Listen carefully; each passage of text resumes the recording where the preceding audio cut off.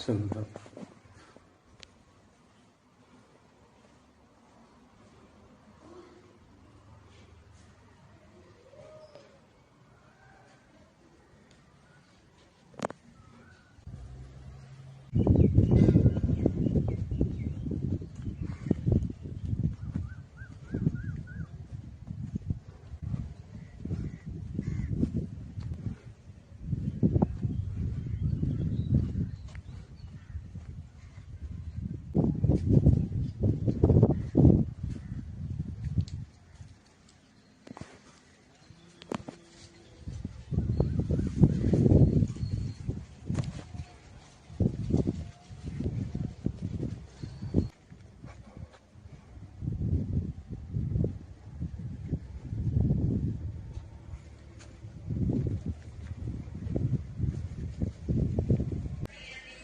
नन्ना जय जगन्नाथ मंदिर टी केबे कौन हैला टी कहि परिबे कि 3 वर्ष होला 25 टा होला एठी कौन केमिति कौन करले पूजरू अथवा आसले 25 टा करिया पई आज्ञा एटा जणे तयारी करछि से हम नालपुर श्रीनाथ साहू आउ कौन किसी कहि परिबे ना नाही किसी आउ कोन आउ जणे तो जे बुझा बुझी करतले हम अच्छा ऊपर गोटे मंदिर अछि हां सेरा सुरेश्वर महादेव हां हां ठीक है उज्जैन शिवलिंग राशि 25 टा आई वर्ष शिवलिंग कोठु अछि उज्जैन उज्जैन रछन्ते कि अछन्ते पूजक सेठी मु एकुटिया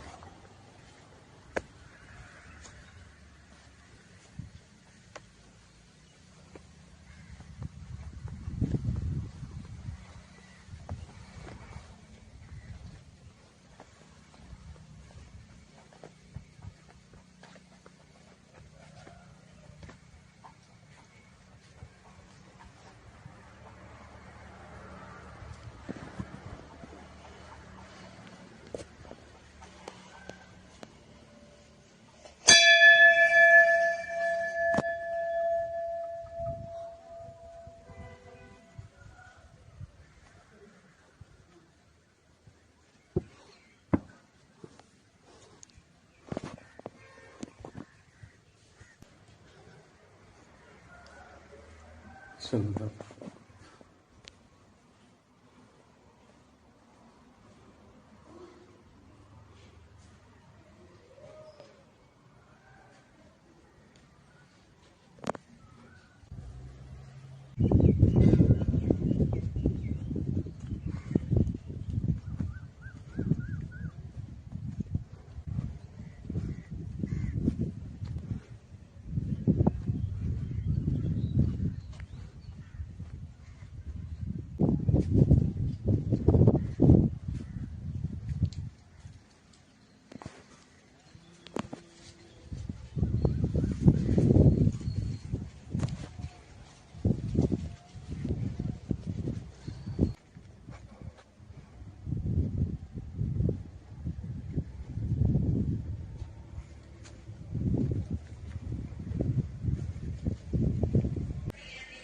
नन्ना जय जगन्नाथ मंदिर टी केबे कौन हैला टी कहि परिबे कि 3 वर्ष होला 25 टा होला एठी कौन केमिति कौन करले पूजरू अथवा आसले 25 टा करिया पई आज्ञा एटा जणे तयारी करछि से हम नालपुर श्रीनाथ साहू आउ कौन किसी कहि परिबे ना नाही किसी आउ कोन आउ जणे तो जे बुझा बुझी करतले हम अच्छा ऊपर गोटे मंदिर अछि हां सेरा सुरेश्वर महादेव हां हां ठीक है उज्जैन शिवलिंग राशि 25 टा आई वर्ष शिवलिंग कोठु अछि उज्जैन उज्जैन रछन्ते कि अछन्ते पूजक सेठी मु एकुटिया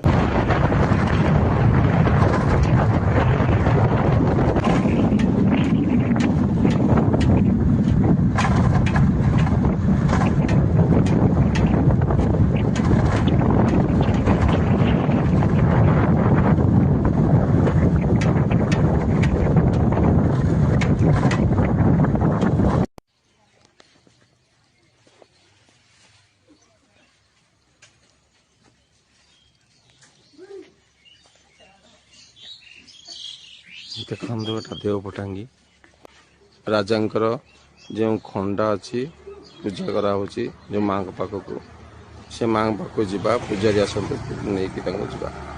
ଏଟା ଦେଓପଟାଙ୍ଗୀ ଏଇଠି ରାଜାଙ୍କ ଆଜି ସେଇ ଖଣ୍ଡା କେଉଁ ମନ୍ଦିର ପୂଜା ପାଉଛି ସେଟା ଦେଖିବାକୁ ଯିବା।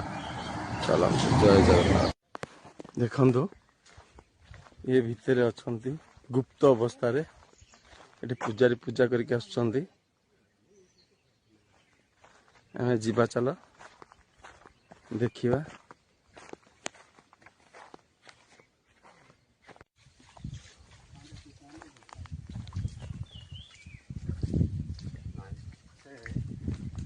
ଦେଖନ୍ତୁ ଆମେ ଆଜି ଆସିଛେ ଦେଓପଟାଙ୍ଗୀ ସେ ମାଙ୍କ ପାଖକୁ ଯାଉଛେ। ଏଇଭଳି ରାସ୍ତାରେ ଆମେ ଯାଉଛେ। ଚାଲନ୍ତୁ ଆଗକୁ ଯିବା ଦେଖିବା। ଦେଖନ୍ତୁ କେତେ ସୁନ୍ଦର ଜାଗା ବଣ ପାହାଡ଼ ଆଣିକି ଆସୁଛି ଆପଣଙ୍କୁ ନେବା ପାଇଁ ଦେଖେଇବା ପାଇଁ ସବୁ ଜାଗା।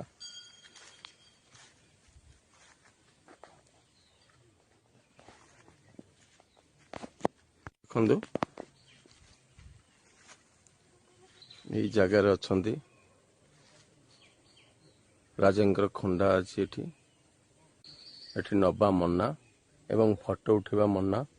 ତେଣୁ ମୁଁ ଆପଣମାନଙ୍କୁ ତାର ଫଟୋ ମୁଁ ନିଜେ ଦର୍ଶନ କଲି ମନା କରିବା ଯୋଗୁଁ ତାହା ଏଠି ବିଲୁପ୍ତ କରିଦେଇଛି। ଏଇ ଜାଗାରେ ରାଜାଙ୍କର ଖଣ୍ଡା ଅଛି ପୂଜା ପାଉଛି। ଜୟ ଜଗନ୍ନାଥ। ଜୟ ଜଗନ୍ନାଥ ସାର୍। ରାଜା ଯୋଉ ଜାତ ହେଲେ ଶିଳାରୁ ଏଇଠି ଅସ୍ତ୍ର ରଖିଛନ୍ତି ପୂଜା କରିବା ପାଇଁ। ଆଉ ଡିସେମ୍ବର କେବେ ଯାତ୍ରା ଏଠି ହଉଛି? ଡିସେମ୍ବର ମାସର ପୂର୍ଣ୍ଣମା ଯାତ୍ରା ହଉଛି। ରାଜାଙ୍କର ଖଣ୍ଡା ଅସ୍ତ୍ରଟି ଏଇଠି ରହୁଛନ୍ତି। ଆଉ ଚକ୍ର ଗଦା କୋଉଠି ଅଛି କହିପାରିବେ କି? ଚକ୍ର ଗଦା କୋଉଠି ଅଛି ବୋଲେ ଗଙ୍ଗା ମନ୍ଦିର ପଟାଙ୍ଗୀ। ଆଜ୍ଞା। ତାପରେ ଦୁଧାରୀ ଚକ୍ର। ଦୁଧାରରେ ଚକ୍ର ଅଛି। ଗଙ୍ଗାମା ମନ୍ଦିରରେ ଗଦା ଅଛି। ଏଠି ରାଜାଙ୍କର ଜଣେ ଅଛନ୍ତି ରାଜୁପାଲାମ। ଏଇ ପାଖରେ ତାଙ୍କର ବଂଶଧର କିଏ ଅଛନ୍ତି କି? ବଂଶ ବୋଲେ ରାଜୁ ବଂଶ ବୋଲେ ପୁକାଳିରେ ଅଛି। ପୁକାଲିରେ ଅଛନ୍ତି ତାଙ୍କ ବଂଶଧର ଜଣେ ରାଜୁ ବଂଶ ଯାହା ହଉ ଟିକେ କହିପାରିବେ ନା ନାଇଁ କିଛି କହିବେ? ହଁ ପାଟକୁଣ୍ଡା ଦୁର୍ଗା ପାଟକୁଣ୍ଡା ଦୁର୍ଗା। ଜୟ ଜଗନ୍ନାଥ। ବହୁତ ବହୁତ ଯାତ୍ରା ହବଟା ଏତିକି ଏଇ ବାଟରେ ଦୁର୍ଗା ନେବାକୁ ପଡବ। ତଳେ 1 କିଲୋମିଟରକୁ ଯିବ। ଯାହାର ଭାଗ୍ୟ ଥିବ ସିଏ ଆସି ଦର୍ଶନ କରିବ। ଜଗା ଦରକାର କି ନା ଲୋକ ହେବା ପାଇଁ ଜଗା। ଆଜ୍ଞା ଆଜ୍ଞା ଆଜ୍ଞା। ଯାତ୍ରା ବହୁତ ଏସୁ ବର୍ଷ ହବ ଏଇଠି ହବ। ଏଇଠି ଯାତ୍ରା ହବ। ଏଇଠି ଗଛ ମୂଳେ ଏଇ ତଳେ ଅଛି।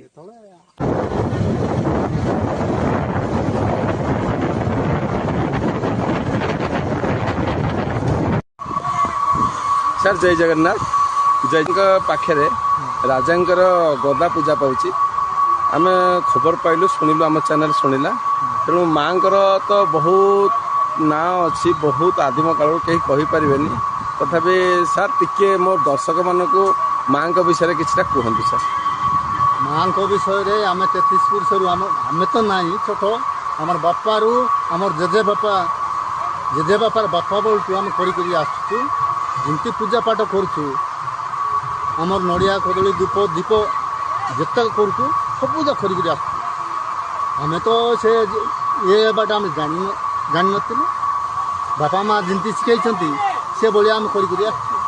ଆଚ୍ଛା ରାଜାଙ୍କର କ'ଣ ଗଦା ଏଠି ପୂଜା ପାଉଛି ବୋଲି ସୂଚନା ମିଳିଛି? ନାଇଁ ସେ ବିଷୟରେ କିଛି କହିପାରିବେ କି? ନାଇଁ ରାଜାଙ୍କର ଗଦା ଏଠି ପୂଜା ହଉନି।